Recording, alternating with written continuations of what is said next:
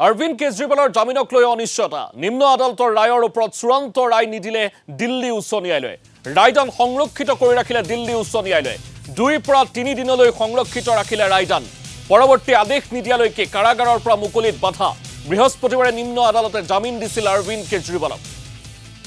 এই মুহূৰ্তত আমি জনাব বিচাৰিছো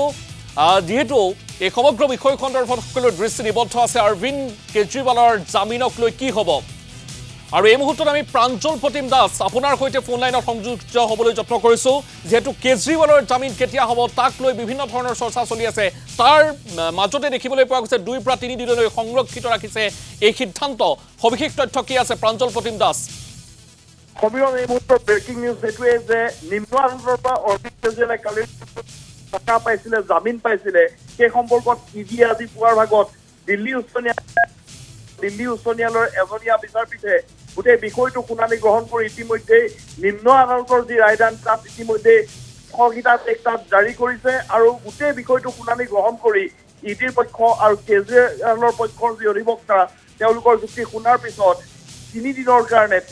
কাৰণে সংৰক্ষিত ৰাখিছে অৰ্থাৎ কালি যি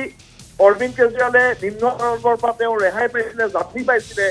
এতিয়া আজিৰ দিনটো তেওঁ তাত ষ্টে অৰ্ডাৰ আহিছে আৰু এতিয়া জামিন লাভ নকৰিব দিল্লী উচ্চ ন্যায়ালয়ে যি চূড়ান্ত শুনানি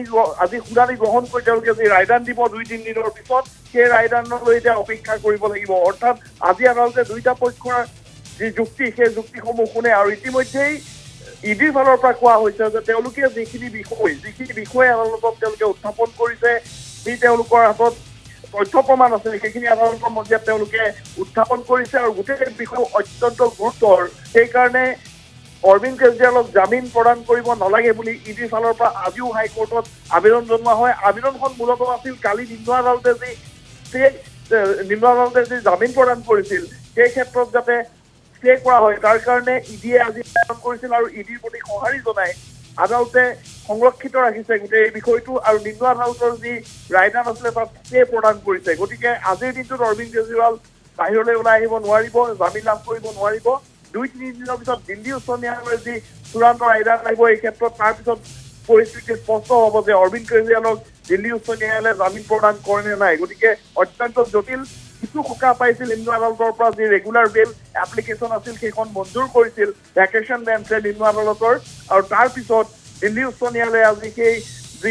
সেই জামিনত ষ্টে প্ৰদান কৰিছে গতিকে আৰু কিছুদিন অৰবিন্দ কেজৰিৱালে অপেক্ষা কৰিব লাগিব সমীৰণ